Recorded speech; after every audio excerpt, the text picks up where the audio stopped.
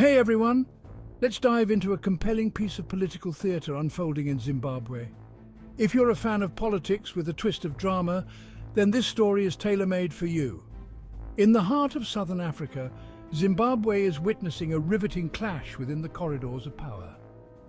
Imagine this: the First Lady, Auxillia Mnangagwa, taking bold steps to ensure her husband's Vice President, General Chiwenga, stays out of the limelight. Why, you ask? Well, it's all about the presidency. Auxilia has reportedly blocked VP Chiwenga and his wife from being interviewed on any platforms, be it television, radio, or even public rallies.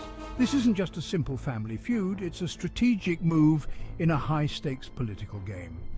Now, why would the First Lady take such drastic measures? Here's where it gets even more interesting. There are whispers that she's paving the way not just to shield her husband, President Emmerson Mnangagwa, but to possibly set the stage for her own son to ascend to Zimbabwe's top job in the future. But let's think about this. What does this mean for democracy and political freedom in Zimbabwe?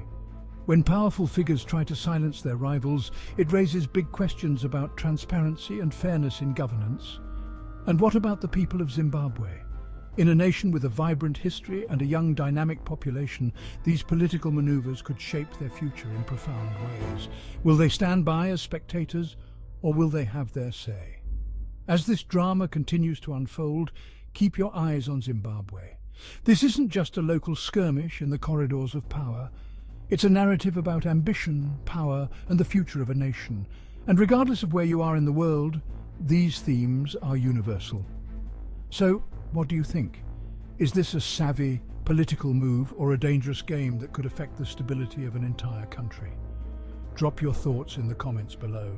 And if you found this dive into Zimbabwean politics intriguing, don't forget to like, share, and subscribe for more insights from around the world. Until next time.